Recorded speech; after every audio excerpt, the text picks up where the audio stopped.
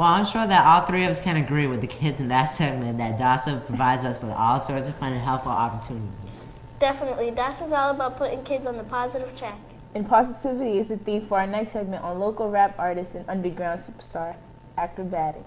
There is a wide spectrum in the world of hip-hop, ranging from the largely unheard of street rappers to the multi-millionaire artists seen frequently on BET and MTV. For Boston artist Akrobatik, it's not what you are in the grand scheme, but more about the qualities that you bring to the table. Akrobatik emerged into the Boston hip-hop scene in the early 1990s. However, he had been perfecting his skills for many years prior. I started writing my own little rhymes when I was like 8 or 9. From that point on, I always knew that this is what I was gonna do. And whatever level it was on then, I always thought it was the hugest thing. Akrobatik established himself as a rising artist with a unique style shown through his positive and realistic lyrics. Nolan Yeat, a DJ at WERS, who has spun some of Akrobatik's songs during his hip-hop blog, cited that Akrobatik still raps about street life, but doesn't limit himself to the darkness of it.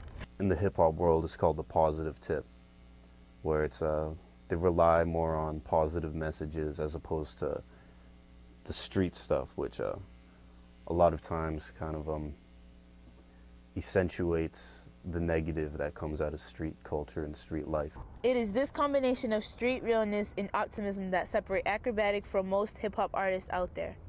While this may seemingly limit his commercial success, it gives him far greater credibility and a deeper sense of connection with his fans. I can't go up to DJ such and such with 50 grand like, yo man, spin my record 6 times tonight on your show. But what that does for me is I feel like it gives, you know, my fan base might be smaller, but it's more honest. You know, people are into my music because they really like it, not because they hear it on the radio 100 times a day, and not because I'm on TV every day smiling and wearing jewelry. One of Akrobatik's main concern in the rap industry is that styles are being copied and formulas are being created to guarantee an artist to make enough money for himself and his record company. You know, for me, like, I've been around since, you know, hip-hop really became popular and a mainstream thing, so I've seen the whole progression. And right now, I feel like the music is at an all-time low. And it's mostly because of the fact that, you know, these big corporations, you know, they sponsor music in a certain way, so that it's like, you know, they'll make something really popular. Being a DJ, Nolan has viewed this downwards progression firsthand. The commercial world has kind of taken over and dominated hip-hop to a point where hip-hop is being made just to sell records, as opposed to it having been there to give a message to people, or even just for the artists to be able to make something and express themselves properly. One of Akrobatik's main concerns with the rap industry today is the image that it portrays of success. These people either are or appear to be making a whole lot of money and be really comfortable, and they're famous and they have nice cars in their video and there's always pretty girls around them, so they must be hot. And that's what people are going to aspire to be because that's the position that they want to be in. But when you look at a real life situation, you realize that if you're here and you're aspiring to be here, what about these people? They're doing all right. I'm doing all right. I haven't had a job in 4 or 5 years now. I've just been living off rhyming. But what that says is, if you do it correctly, you can be all right. You know what I'm saying? You don't have to sell 4 million copies of your album in order to make a living off of doing what you love, if what you love is music.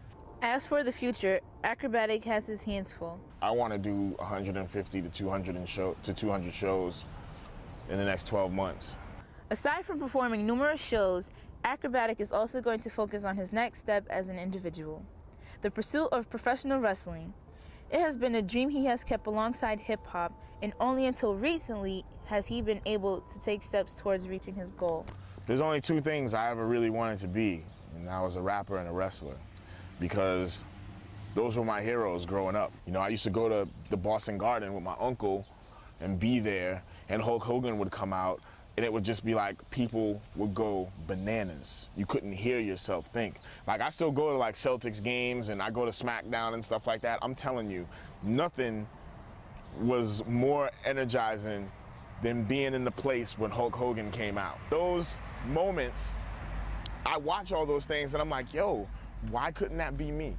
You know what I'm saying? Like, these guys are coming out and they're just making all these people just feel good just by entertaining them. You know what I'm saying? So when I see moments like that, I'm just like, yo, I want to do that because I think I have a lot of positive things to offer.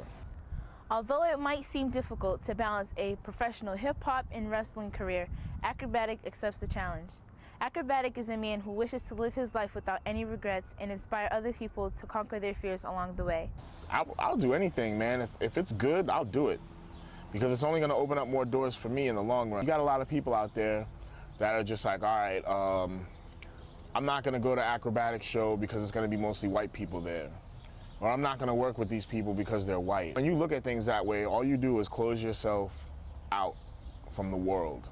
You shut yourself out from being able to do things that you never thought you'd do, but is the most fun stuff you've ever did. I never thought in a million years that I would be in Iceland. But then it's like, here I am in Iceland singing my songs and people know them. And that is crazy. Because you know where Iceland is from here? I want to be able to write an autobiography that a little black kid who grew up in Codman Square like me can pick it up and be like, whoa, this guy lived around the corner from where I live now and he did all this. I can do that. Well, that just about wraps up our first show. But before we go, we want to hear from you. That's right. We want to know what you think about our show. We also want you to tell us about stories that you think we should cover. If you know about a group or an individual that's made a difference in the Boston area, we want to know about it. So check us out at www.presspasstv.org. Hasta mañana. De Ciao. mañana.